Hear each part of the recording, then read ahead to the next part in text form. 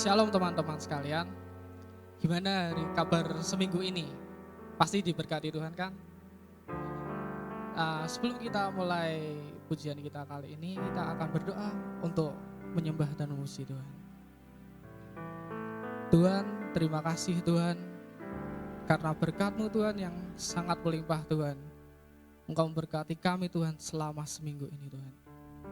Kini Tuhan, kami luangkan waktu Tuhan untuk memuji dan menyembah-Mu Tuhan.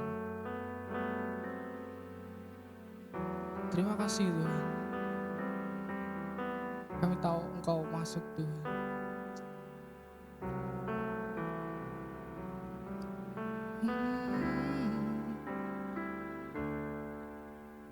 Saat ku masuk ke hadirat-Mu, bawa persembahan ke tempat kudus-Mu. Pujian ku naikkan, sembah ku berikan bagi-Mu Allah yang mulia. Kau layakkan ku menghampiri-Mu, bawa Yes Tuhan, kemuliaan-Mu Tuhan. Pujian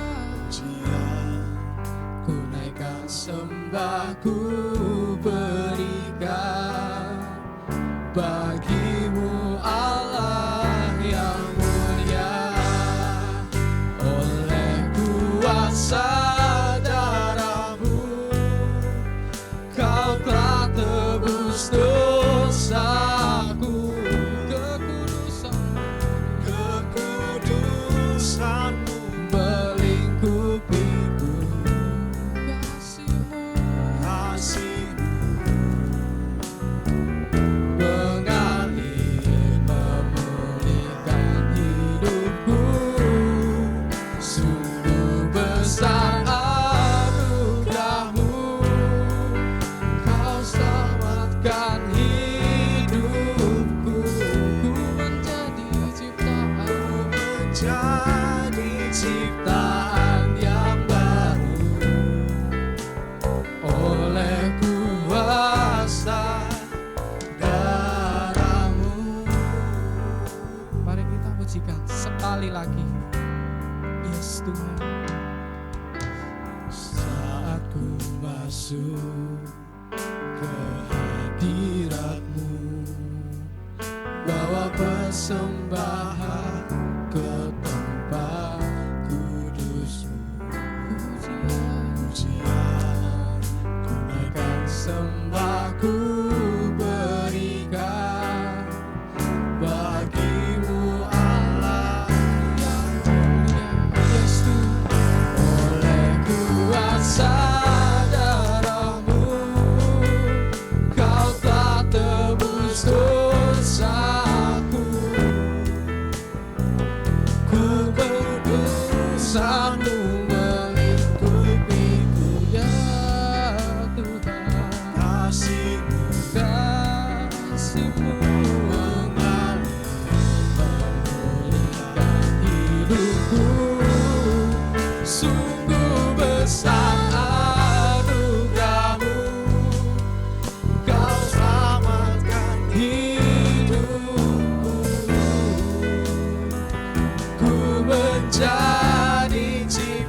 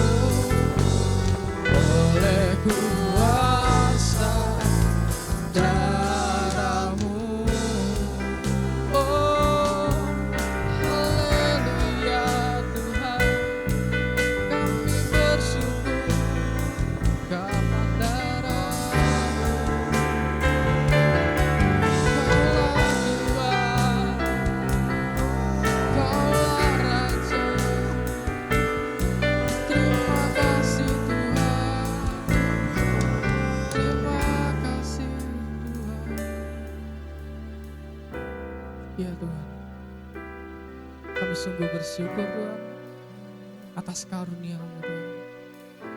Dan biarlah sejenak Tuhan kami berapi-api Tuhan untuk memuji-Mu Tuhan. Terima kasih. Haleluya. Amin. Oke, mari semuanya bangkit berdiri. Kita akan pujikan Tuhan kita. Yes, we will shine. Kita akan bersinar. Oh, we will shine, shine like stars above, shining in your light, guided by your love. Let your fire burn in us, burning like the sun, as we glorify.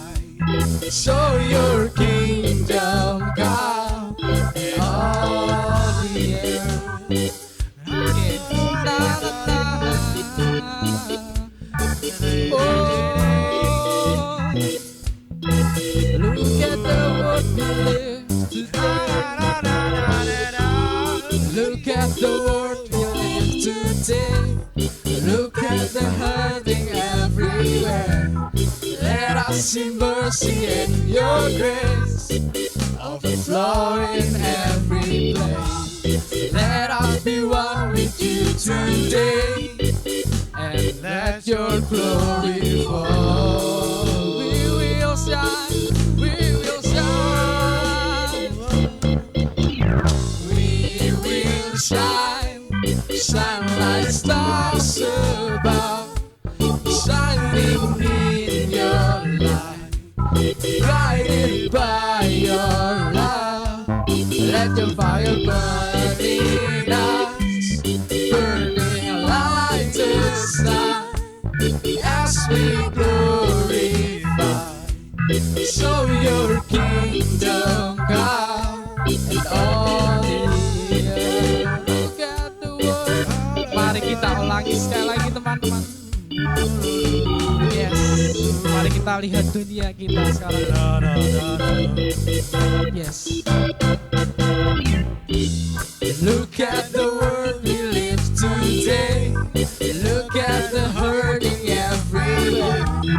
Let us see mercy in your grace overflowing every day. Let us be one with you today, and let your glory fall. Okay.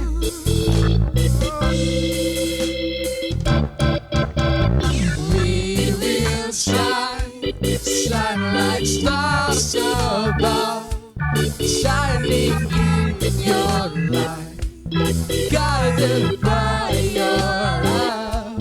Let your fire burn in us, burning like the sun, as we glorify.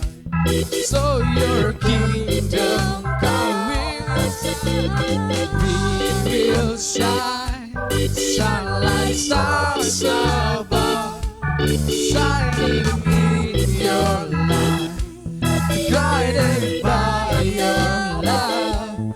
Let your fire burn in us, burning like the sun, as we glorify. So your kingdom come and oh,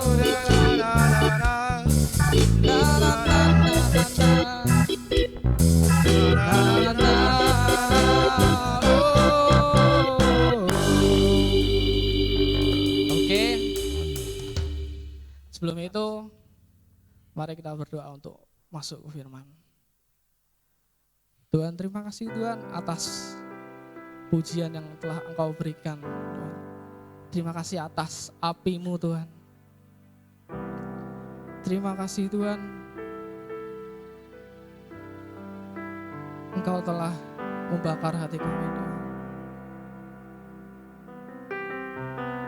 Kini biarlah kami Tuhan menyembah-Mu Tuhan.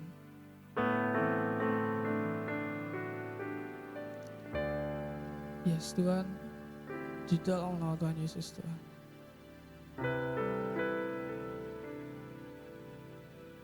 Amin Tuhan.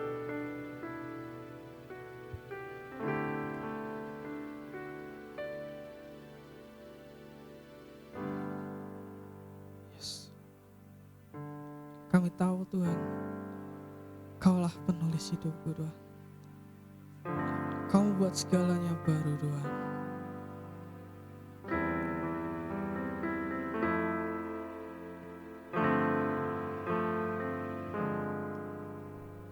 Kaulah penulis hidupku. Hanya Kau Tuhan. Hanya Kau membuat segalanya baru. Engkau di dalamku dan ku ada dalammu. Tak ada yang mungkin bagimu. Ku dicipta untukmu, untuk membawa harum nama. Engkau di dalamku dan ku ada dalammu Tuhan. Kini ku datang mencari wajah-Mu, mengasihi-Mu selalu dengan segenap hatiku, mencintai seluruh perbuatan-Mu,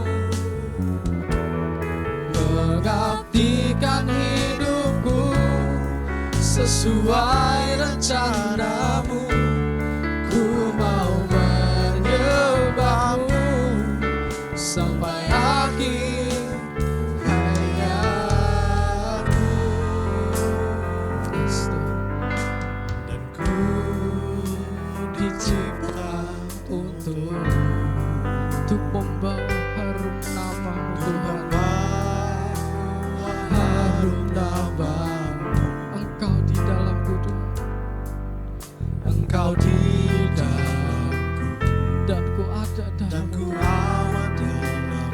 Kini ku datang Tuhan. Kini ku datang mencari wajah-Mu, mengasihi-Mu, mengasihi-Mu selalu dengan segenap hatiku, mencintai seluruh perbuatan-Mu, mengabdikan hidupku sesuai rencana-Mu. Ku mau menyembah-Mu sampai akhir hayatku. Mengasihi-Mu, mengasihi-Mu selalu dengan segenap hatiku, mencintai seluruh perbuatan-Mu, mengabdikan hidupku sesuai rencana-Mu. Ku mau menyembah-Mu sampai akhir hayatku. Ku mau menyembah-Mu sampai akhir hayatku. Ku mau menyembah-Mu sampai akhir hayatku. Yes Tuhan.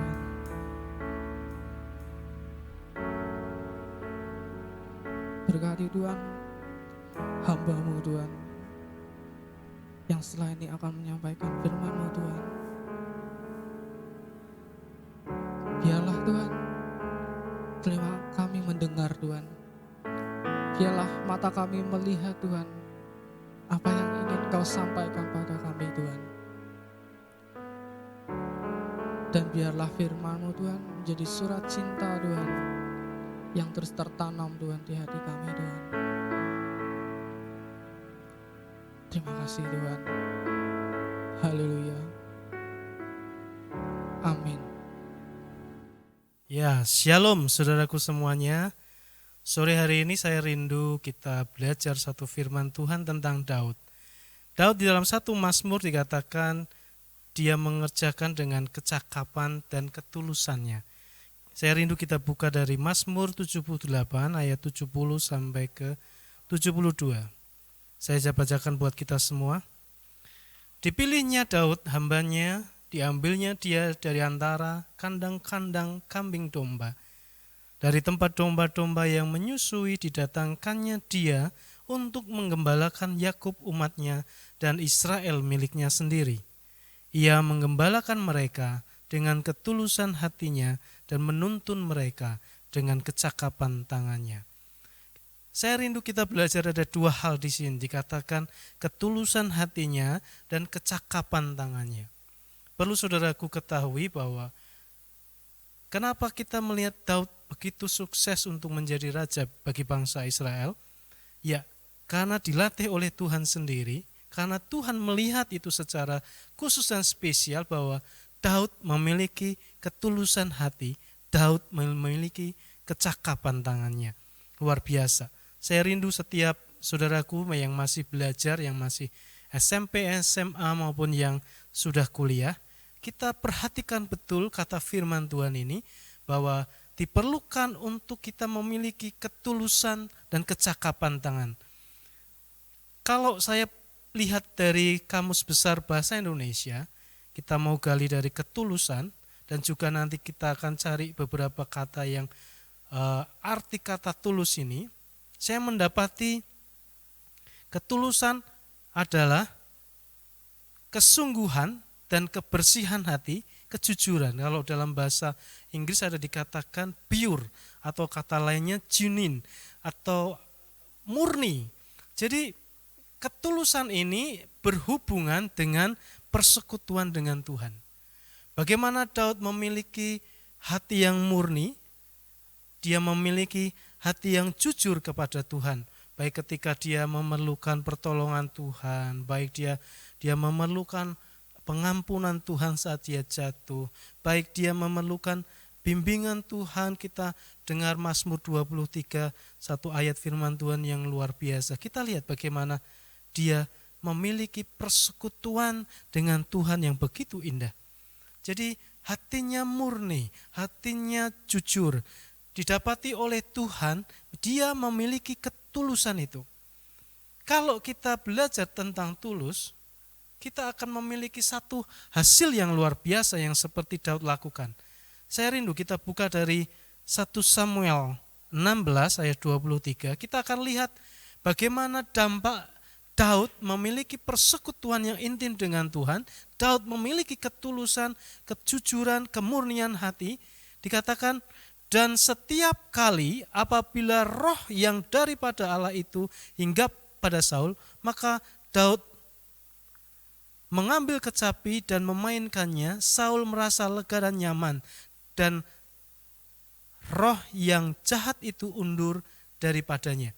Jadi orang yang memiliki ketulusan hati, orang yang membuktikan bahwa dia memiliki persekutuan yang indah dengan Tuhan, dia hidupnya memberi dampak bagi orang lain. Orang lain di sekitar dia itu nyaman dengan hidup kita. Ketika kita memiliki persekutuan dengan Tuhan, saya yakin orang-orang yang di dekat kita, sekalipun mereka belum mengenal Tuhan, bahkan dikuasai oleh roh jahat, dia akan tahu bahwa ada roh Tuhan yang luar biasa di dalam hidup kita. Karena kita memiliki persekutuan dengan Tuhan. Kita menjadikan hidup kita menjadi berkat bagi yang lain. Dan satu ayat lagi, 1 Tawarikh 13 ayat 8. Daud dan seluruh orang Israel menari-nari di hadapan Allah dengan sekuat tenaga, diiringi nyanyian, kecapi, gambus, rebana, ceracap, dan nafiri. Jadi Daud meninggalkan apa yang disebut kemuliaan raja. Dia menari-nari, dia merendahkan diri sedemikian rupa. Dia mengatakan Di hadapan Tuhan aku akan merendahkan diriku seperti hamba-hambaku ini. Jadi terbukti sekali bahwa ketika orang yang tulus, orang yang memiliki persekutuan dengan Tuhan, dia memiliki arti hubungan yang Tuhan dengan sangat luar biasa. Dia tidak lagi melihat dirinya sebagai apa. Dia tidak melihat dirinya saya raja Israel, saya raja yang besar. Tidak. Dia merendahkan diri, dia menanggalkan semua egonya, dia menanggalkan rasa malunya, dia meninggalkan semuanya karena dia menghormati Tuhannya, dan dia dengan sekuat tenaga menari-nari di hadapan Tuhan. Nah, jadi saudaraku, ketika kita memuji menyembah Tuhan ada sedikit jaim, ini ada teman baru, ini saya di samping saya ini ada yang seperti ini, saya mau memuji Tuhannya biasa saja. Oh jangan saudaraku.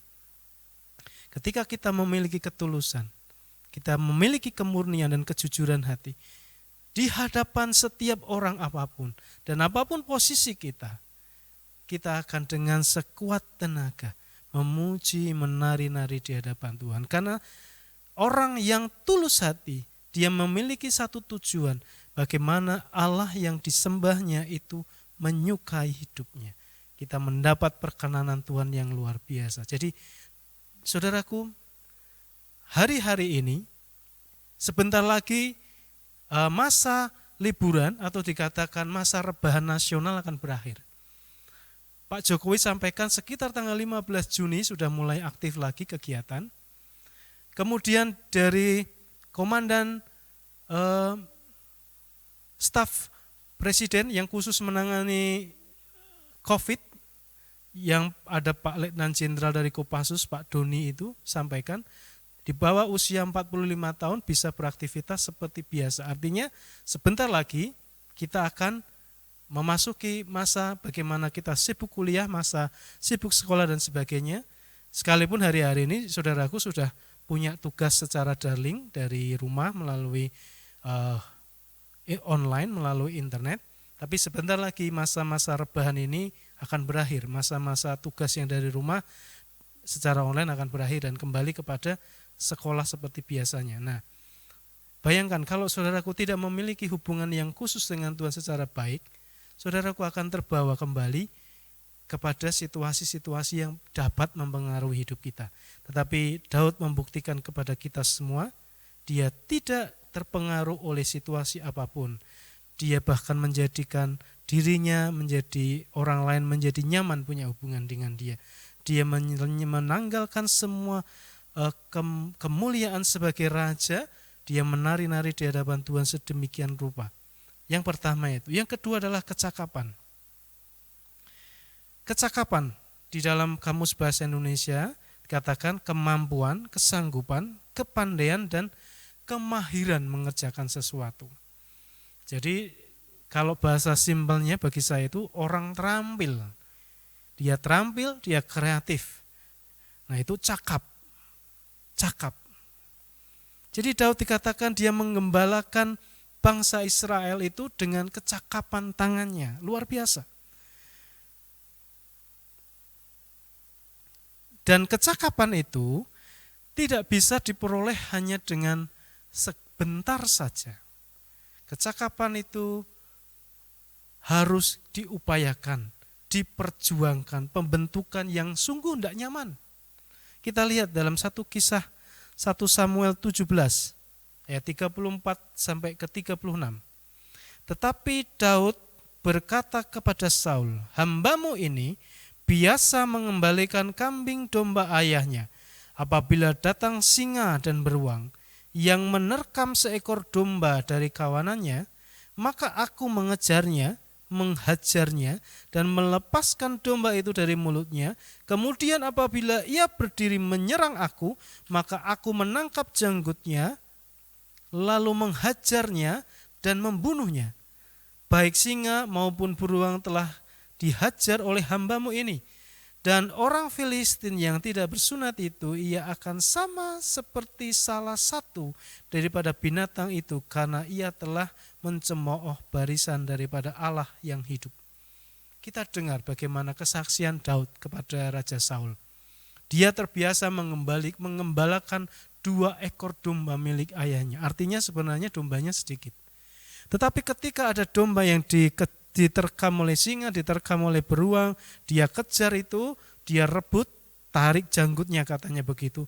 Dia terbiasa mengerjakan apa yang dikatakan orang sesuatu yang sungguh-sungguh berbahaya, sungguh-sungguh yang harus membutuhkan keterampilan yang luar biasa, diperlukan keberanian yang luar biasa. Dan terbukti, ketika dia harus berhadapan dengan Goliat, tidak ada ketakutan sedikit pun. Karena dia percaya ada Allah yang membela dia. Dan ini diperlukan latihan yang sangat lama, diperlukan latihan yang harus menahan penderitaan yang luar biasa. Dan orang-orang yang cakap ini adalah orang-orang yang pasti dia akan berhasil mengerjakan apa yang dipercayakannya. Jadi kalau Daud dipercayakan oleh bapaknya menggembalakan 2-3 ekor domba dan ternyata dia berhasil. Lalu ketika dia diurapi menjadi raja, proses ketika dia diurapi sampai menjadi raja itu prosesnya lama. Dia tidak diurapi hari ini besok menjadi raja, tidak. Dia diurapi hari ini, dia harus menjadi pelayannya Saul, dia harus ditombak oleh Saul dan luput, dia harus dikejar-kejar oleh Saul, dia harus perang, dia harus ikut dia harus menghadapi cemooh dari Goliat, dia harus habisi raksasa yang tinggi besar itu. Menurut informasi ada yang cerita sampai 3 meter tinggi Goliat. Dan Daud karena sudah terbiasa melawan singa dan beruang, dia memiliki latihan mental yang luar biasa, dia memiliki keberanian yang luar biasa. Dan yang sangat luar biasa, dia berani berkata, karena Goliat itu menentang barisan Allah yang hidup, mencemooh barisan Allah yang hidup. Tetapi bukan dengan sembarangan dia mengalahkan. Dia punya ambil 5 batu di sungai, dia punya umban dan tepat di atas kening Goliat. Saya yakin kalau hanya dengan kekuatan Daud tidak seberapa. Tetapi karena dia berjalan bersama Tuhan, batu yang kecil itu ada dorongan tenaga. Menurut saya ini interpretasi saya, tafsir saya, ketika batu dilempar begitu, ada malaikat yang ikut dorong sekuat tenaga, jadi tembus itu. Dan Daud menang. Buah dari kecakapan. Jadi orang yang cakap, dia yang terampil, dia yang memiliki kemampuan, kesanggupan, kepandaian dan kemahiran, akhirnya dia memperoleh buahnya. Saudaraku, di dalam Amsal 22 ayat 29, saya sampaikan buat kita semua. Pernahkah engkau melihat orang yang cakap dalam pekerjaannya, di hadapan raja-raja ia akan berdiri, bukan di hadapan orang-orang yang hina. Jadi saudaraku, Anda harus terampil, Anda harus pintar, Anda harus gigih untuk mengerjakan yang disebut dengan kecakapan itu. Anda harus belajar, tidak bisa Anda hanya main game, rebahan, Anda main-main, Anda telepon-telepon saja, bercakap-cakap dengan temannya tanpa belajar, saudaraku tidak bisa. Saudaraku harus bekerja dengan keras mulai sekarang ini. Karena orang yang cakap di dalam pekerjaannya, di hadapan raja-raja ia akan berdiri. Bukan di hadapan orang-orang yang hina. Artinya apa? Saudaraku akan dipercaya oleh orang-orang yang besar. Bapak Jokowi ketika dia memilih menteri, ahli-ahli di sekelilingnya, dia akan pilih orang-orang yang cakap. Orang-orang yang terampil, orang-orang yang dia percayai. Supaya apa? Pekerjaannya menjadi ringan. Supaya apa? Dia menjadi lebih leluasa lagi. Jadi kalau saudaraku tidak cakap, ya mohon maaf, saudaraku tidak masuk hitungan sebagai orang-orang dipercaya oleh raja-raja. Banyak pengusaha pun akan mencari manajer, dia akan mencari supervisor, dia akan mencari salesman, dia akan mencari HRD. Itu orang-orang yang cakap, orang-orang yang terampil, orang-orang yang bersungguh hati. Nah, jadi ayo saudaraku, ini masa COVID akan segera selesai, kembali kepada belajar, kembali kejar impian-impian Anda. Jangan berpikir, Pak, saya terbatas dengan keuangan, saya terbatas dengan ini, saya terbatas. Jangan. Kita punya Tuhan yang besar. Ketika kita mengerjakan bagian kita dengan bersungguh hati, saya percaya ada anugerah di sana. Sekarang ini informasi tentang beasiswa sangat terbuka. Saudaraku mau kuliah di mana? Kejar beasiswanya, kejar prestasinya supaya jangan beasiswanya diambil lagi, tetapi dipercaya lagi. Saudaraku mau ambil S1, S2, S3, saudaraku mau profesor, saudaraku mau doktor, mau profesor, terbuka luas. Di zaman sekarang ini ada beasiswa-beasiswa baik dari pemerintah maupun dari swasta akan mendukung. Hanya orang-orang yang cakap yang akan didukung. Kalau saudaraku tidak cakap, ya maaf, saudaraku tidak masuk di dalam seleksi itu. Kemarin saya baca ada pengumuman pendaftaran Universitas Kementerian Pertahanan Negara, katanya begitu. Dan saya baca syaratnya itu nilai rapor dari kelas 1 sampai kelas 3, semester 1 sampai semester yang paling akhir nilainya minimal 8. IQ-nya minimal 120, dikatakan begitu. Nah, hanya orang-orang pilihan, hanya orang-orang yang cakap yang akan dipercaya bekerja di hadapan raja-raja. Jadi ayo saudaraku, kita bangkit, kita semangat lagi, kita akan memasuki perjuangan-perjuangan yang luar biasa, pekerjaan-pekerjaan yang luar biasa, sebab hanya di dalam Tuhan kita mendapatkan ketulusan. Dan hanya dengan perjuangan, bekerja keras, belajar dan sebagainya, kita akan memiliki kecakapan. Ya, jadi ini firman Tuhan yang saya sampaikan buat kita semua. Saya berdoa ini memberkati kita semua dan saudaraku dibangkitkan kembali, saudaraku memiliki pengharapan, oh ternyata luar biasa. Hanya di dalam Tuhan kita dapat ketulusan dan hanya dengan bekerja keras, belajar dengan sungguh-sungguh, saya mendapatkan kecakapan. Dan ternyata ketulusan dan kecakapan diperlukan untuk menggembalakan bangsa Israel. Artinya ketika saya memiliki ketulusan, ketika saya memiliki kecakapan, saya akan berdiri bekerja di hadapan raja-raja. Haleluya. Amin. Terima kasih Tuhan, kami mengucap syukur untuk firman yang sudah kami dengar. Hari ini kami berdoa, apa yang sudah kami dengar Tuhan itu menjadi iman bagi setiap kami untuk kami mengerjakan dengan segenap hati kami, untuk kami menjadi pribadi-pribadi yang tulus, pribadi-pribadi yang cakap, untuk kami dipercayakan perkara-perkara yang besar. Terima kasih Tuhan, pimpin setiap anak-anak-Mu yang sudah mendengar firman malam hari ini. Mereka diurapi dengan pengurapan yang baru, mereka digairahkan untuk semakin mengalami Engkau yang luar biasa. Terima kasih Tuhan, kami bersyukur, kami mau mengasihi Engkau lebih lagi, kami mau hidup di dalam Engkau lebih lagi. Di dalam nama Tuhan Yesus Kristus Tuhan.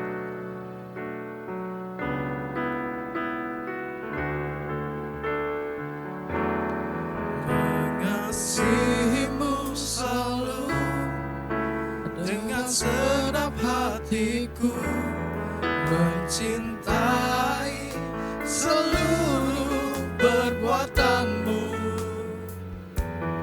mengabdikan hidupku sesuai rencanamu. Ku mau menyembahmu sampai akhir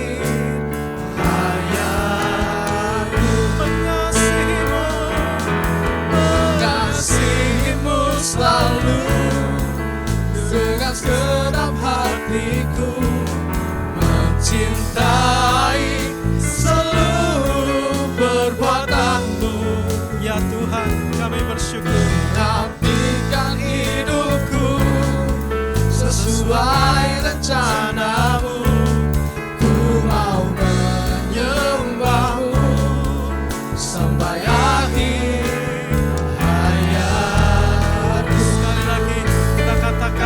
Mau mengasihimu selalu dengan segenap hatiku, mencintai seluruh perbuatanmu, mengabdi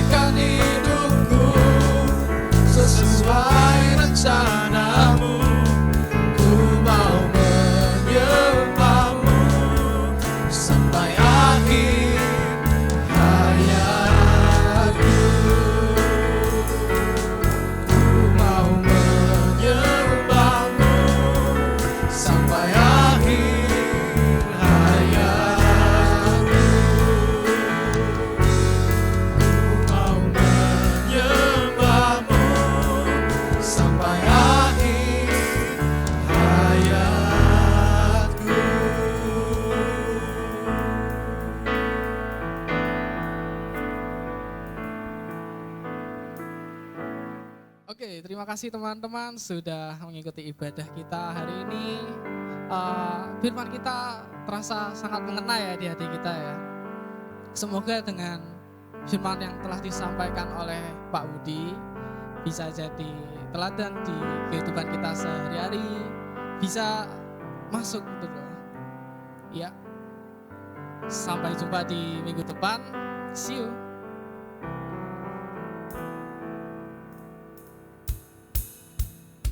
Oke.